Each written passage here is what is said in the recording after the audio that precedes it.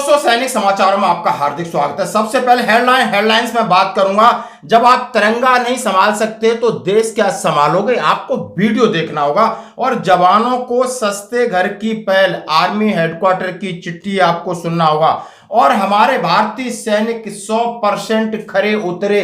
पूरी दुनिया ने देखा कि भारत की शक्ति कितनी ताकत है।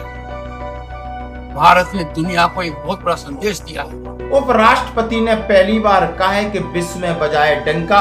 पिक्चर अभी बाकी है। जवानों को तैयार रहने के लिए कहा गया है कि ऑपरेशन सिंदूर अभी खत्म नहीं हुआ है। जो कुछ भी हुआ वह सिर्फ एक ट्रेलर मात्र था। अब जब सही समय आएगा, जब भी सही समय आएगा, तो हम पूरी पिक्चर भी दुनिया को दिखाएंगे।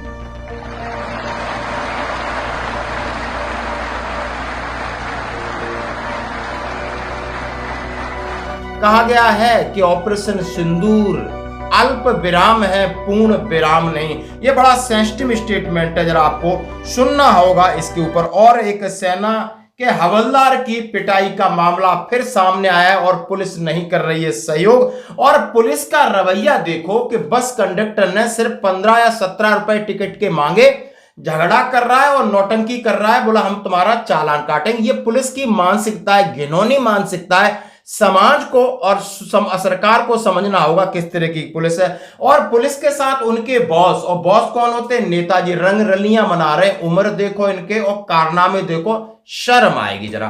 तो खबरें करते हुए साथ से सबसे पहले जवानों को सस्ते घर की पहल। हाँ जी दोस्तों, जैसा आप समझ सकते हो कि एक ऑर्गेनाइजेशन है जिसको बोलते हैं आर्मी वेलफेयर हाउसिंग ऑर्गेनाइजेशन, जो जमीन खरीदती है और प्लॉटिंग करती है और हमारे जवानों को रजिस्ट्री करके एक ऐसा माहौल प्रदान करती ताकि आपको लगे कि हम सरकारी क्वार्टरों में रह रहे हैं। इस तरीके के घर बनाने का काम करती है। लेकिन दोस्तों, मैक्सिमम इसमें आपने घोटाले वाली बात देखो, कहीं ना कहीं गड़बड़ होती रहती, ठगी होती रहती है। अब इसी की तर्ज पर AFWHO, आप समझते हो, एक नया ऑर्गेनाइजेशन है जो कुछ एक्स सर्विसमैनों ने खड़ा किया है। कहा है कि नो प्रॉफिट नो लॉस, और इसका आप समझ सकते हो armed forces welfare housing organisation.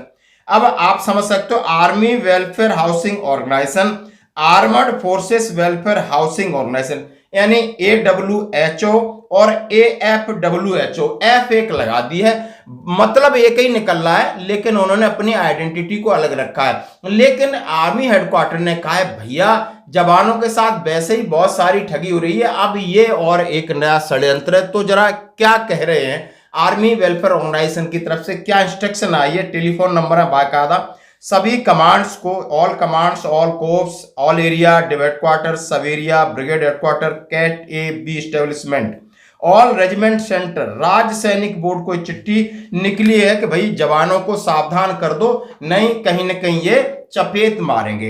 ये लिखा है AFWHO not an armed forces organisation. आप समझ गए हो कि AFWHO के नाम से ऑर्गेनाइजेशन चल रहा है, वो आर्मर्ड फोर्सेस का नहीं है, इसमें कोई अधिकृत नहीं है, ये किसी का दिमाग की उपज है। इसी तरह नकली नाम रखा है और ताकि आपके साथ ठगी और छल किया जा सके। AWHO provide different type of dwelling unit of serving a retired army person, their widows and parents, unmarried, fatal casualties. We function on no profit no loss basis and are endeavor provided good quality. उन्होंने कहा है कि AWHO वो आपके लिए no profit no loss पर घर provide करती है, सर्विंग है, एक्स सर्विसमैन है, विडो है, उनके पेरेंट्स के लिए। It has come to notice that an organization named Armed Forces Welfare Organization is also advertising of housing project for defense personnel on pan India basis to clear the ambiguity between AWHO and AFHO. It is clarified that AFWHO is not connected if any manner with Army Welfare Housing Organization. Anybody dealing with AFWHO shall do his her own risk. यदि आप इसमें कुछ अपना पैसा invest करते हो तो आपका रिस्क है, यानी फौज इसकी जिम्मेदार नहीं है। You are requested to give wide publicity to avoid financial loss amongst to all person serving under your jurisdiction. उन्होंने कहा है, कर्नल जो डायरेक्टर हैं वैभव फौजदार, उन्होंने कहा है भैया यदि आप कुछ इसमें पैसा लगाते हो और आपको कुछ नहीं मिलता है, इसके लिए हम दोषी नहीं है, तो इसके लिए आपको ये सावधान रहेगा। ये बहुत बड़ी एडवाइजरी है।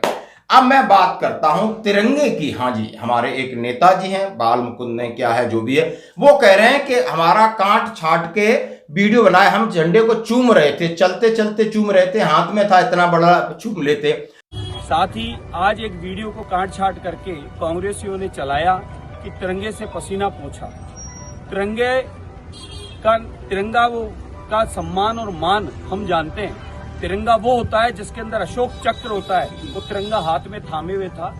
भीड़ में चलते में किसी ने हरे और सफेद रंग का एक वस्त्र थमा दिया, वह वस्त्र थमा दिया जिसको चूमा है और दिल से लगाया है, और वह वस्त्र देकर हाथों हाथ एक दूसरा कपड़ा है जिससे पसीना पोंछा है। तिरंगे का मान सम्मान हम जानते हैं। मैं तो सवाल कांग्रेस से करता हूं कि आज तिरंगा यात्रा में आप कहां थे? ये तो कोई पार्टी पॉलिटिक्स का कार्यक्रम नहीं था, एक कमल का फूल का कोई झंडा नहीं था। तिरंगे का अपमान किया है कांग्रेसियों ने। तिरंगे का एक कपड़ा डिजाइन बनाया है, उस पर पंजा छापा है, और वो तिरंगा और पंजा जो फर्रियों पर, सड़कों पर कहीं कहीं किस प्रकार से उसका अपमान किया जाता है, वो है तिरंगे का अपमान। और लोग कह रहे हैं जब आप इस झंडे को संभाल नहीं सकते, तुम्हारे बस की बात नहीं है झंडा संभालना, आप बिल्कुल आप कहीं उल्टा पकड़ोगे या नीचे गिरा दोगे कि आपको झंडा, हमारे लिए झंडा भगवान है, भगवान की मूर्ति की तरह हम रखते हैं। आप रिट्रीट रैवाली में आप जरा देख लो, आप तो इस तरीके की ट्रेनिंग नहीं है ना, आपके मन में ऐसे विचार है। यदि आपको मूर्ति पकड़ा दी जाए भगवान की, तो आप उसको भी कहीं ना कहीं इस्तेमाल कर लोगे, क्योंकि आप नेता हो, आपको अवसरवादी हो, आपको पता है कि ड्रामा कैसे करना है। आप उन फिल्म जो है ना, उनको भी आपने पीछे छोड़ दिया। इसलिए बहुत सारे लोग कमेंट्स कर रहे हैं कि ऐसे लोगों के हाथ में झंडा, अरे इनके पास तो डंडा होना चाहिए था। झंडा तो सैनिक संभाल सकते हैं, आप तो देश संभालने का नौटंकी कर लो, आपके नीचे बहुत सारे लोग हैं, उतना ही बहुत है। अब सफाई देने से कुछ नहीं होता, हकीकत हकीकत होती है, जैसा कि आप वीडियो में देख सकते हो। अब मैं माननीय उपराष्ट्रपति जी ने जो कहा है वो मैं आपके सामने रखना चाहता हूं। उन्होंने भारतीय सेना के पराक्रम को सलाम किया कि विश्व स्तर पर आपने नए मानदंड रख गए, बिल्कुल रखे गए दोस्तों। कारगिल एक लिमिटेड ऑपरेशन रहा होगा, और आपने सर्जिकल स्ट्राइक या बालाकोट स्ट्राइक हुई थी, वो भी लिमिटेड, बड़ा लिमिटेड था। वहां पर ना कोई मीडिया थी, हमारे लोग ही पूछते हुआ है नहीं हुआ है, दैट्स ऑल। अब ये जो हुआ है जो भारत में इसकी जानकारी आपको कम मिल गई, लेकिन पाकिस्तान में जो इंटरनेशनल मीडिया जा रही है, वो जब कह रही है तब आपको समझ में आएगा। उसी रेफरेंस को लेकर हमारे माननीय उपराष्ट्रपति महोदय ने जो कहा है कि मैं आज सबसे पहले भारतीय सेना के पराक्रम को सलाम करूंगा। विश्व स्तर पर एक नया मानदंड रखा गया है, शांति का ध्यान रखते हुए आतंकवाद पर चोट करना ये लक्ष्य रहा, और ये पहली बार हुआ है कि जैश-ए मोहम्मद और लश्कर-ए-तोयबा के ठिकानों पर अंतरराष्ट्रीय सीमा के अंदर जाकर उनके सबसे प्रभावी प्रांत में सटीक चोट, जिसका प्रमाण विश्व में कोई नहीं मांग रहा है। पूरी दुनिया ने देखा कि भारत की शक्ति कितनी ताकत है। भारत ने दुनिया को एक बहुत बड़ा संदेश दिया है, और वो संदेश है अब से एक बड़ा बदलाव आया, आतंकवाद को बर्दाश्त नहीं करेंगे, क्योंकि आतंकवाद किसी देश के लिए नहीं, दुनिया के लिए चिंता का विषय है। राजस्थान की भूमि से, वीरों की भूमि से, महाराणा प्रताप की भूमि से, महाराजा सूरजमल की भूमि से उन सबको नमन करता हूं जिन्होंने देश के लिए ये रक्षा का काम किया है, हमारी अस्मिता को बचाए। भारतीय सेना का पराक्रम विश्व ने समझ लिया है, मान लिया है। शांति का ध्यान रखते हुए आतंकवाद पर चोट करना हमारा लक्ष्य है। उन्होंने राजस्थान की भूमि से, वीरों की भूमि से, महाराणा प्रताप की भूमि से, सूरजमल की भूमि से उन सभी सैनिकों को नमन किया जिन्होंने इस देश के लिए काम किया है। पूरी दुनिया ने देखा कि भारत कितनी ताकतवर है, और उन्होंने कहा है कि हम सिर्फ उन राक्षसों को निपटा रहे हैं जो मानव जाति के लिए हैं। यानी वो बहुत अच्छी बात कही, जो आपको वीडियो आप देख सकते हो। तो ये सेना के लिए गर्व और गौरव की बात है। अब मैं बात करूंगा कि ऑपरेशन सिंदूर अभी बहुत कुछ बड़ा होने वाला है। ये बिल्कुल सत्य है, परम सत्य में बोल सकता हूं। क्यों कह रहा हूं, सुनिए। एक और बात मैं यहां साफ करना चाहूंगा कि ऑपरेशन सिंदूर अभी खत्म नहीं हुआ है। जो कुछ भी हुआ है वह सिर्फ एक ट्रेलर मात्र था। अब सही समय आएगा तो हम पूरी पिक्चर दिखाएंगे। अब ये माननीय रक्षा मंत्री जी हैं, भुज एयरबेस पर पहुंचे, वहां जवानों का मनोबल बढ़ाने के साथ सीधे चेतावनी दे दी। ये एयरफोर्स के लिए नहीं, आर्मी के लिए नहीं है, नेवी के लिए नहीं है, एक्स सर्विसमैन के लिए नहीं, पूरे देश के माननीय प्रधानमंत्री जी ने भी आपने आदिमपुर एयरबेस से सुना होगा। इसके ऊपर मैं डिटेल में बात करूंगा, लेकिन आपको समझना होगा आज रक्षा मंत्री बार बार जाके क्यों जवानों को इस बात को कह रहे हैं, पैरामिलिट्री फोर्सेस के जवानों को कह रहे हैं, यानी कि पिक्चर अभी बाकी कुछ बड़ा होने वाला है। इसलिए आप देख सकते हो टेंशन यहां उतनी भी है, टेंशन उधर भी है, टेंशन पूरे विश्व बिरादरी को, जो ठेकेदार हैं इस लड़ाई के, उनको भी पेट में गुड़गुड़ हो रहा है। रोज वो अपने स्टेटमेंट बदल रहे हैं। कहीं ना कहीं आपको मानसिक रूप से तैयार रहना होगा, ये आपके लिए चेतावनी। और क्या क्या कहा उन्होंने? कहा है कि सीधा सीधा कहा है, मैं आपको आश्वासन दिलाता हूं कि सरकार और देश की जनता हर कदम हर स्थिति में आपके साथ कंधों से कंधा मिलाकर खड़ी है। मुझे पूरा विश्वास है कि आपके सहयोग से हम इस आतंकवाद पर इसका समूल नाश करेंगे, ताकि कल कोई भारत की संप्रभुता के खिलाफ आंख उठाने की हिम्मत न करे। मतलब आर और पार की लड़ाई की कहा है कि बिल्कुल कहा है। और उन्होंने कहा है, शक्तियों के विनाश का प्रण लेते निश्चरहीन करो मैं भुज उठाए पुण्य की नेरी। राम ने, भगवान राम के ऊपर जब इस तरह आई तो उन्होंने कहा कि मेरा अवतार इसलिए हुआ है कि मैं इस पृथ्वी को राक्षस विहीन कर दूं। और आपने देखा होगा ताड़का वध से शुरू किया था और रावण वध तक पूरी रामायण हुई थी, वो आप समझ चुके होंगे। और अब मैं बात करूंगा आगे। उन्होंने तमाम तरीके की, उन्होंने माओं के लिए बात किया, विधवाओं के लिए बात किया, सैनिकों के लिए बात किया, और उन्होंने सारा कहा कि जब आज पूरा देश सैनिकों के साथ दोस्तों खड़ा है। तो इस बात से आप मतलब निकाल सकते हो आप खुद बुद्धिजीवी।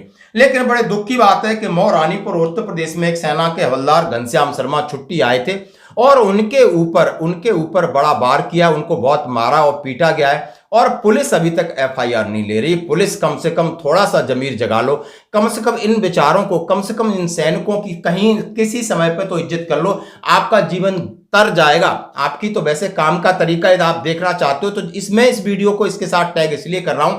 ये पुलिस वाला, ट्रैफिक वाला, एक बस में जा रहा था दिल्ली में, कंडक्टर ने इसको बोला भाई 17 रुपए का टिकट बनवा लो। इतने में गुस्सा आ गया, बस को रोका, बस के आगे खड़ा होकर वीडियो बना रहा है। ये भाई साहब है जी, रोड में गाड़ी बैठ गए बस अड्डे से और टिकट मांगने पर चालान काट रहे गाड़ी का।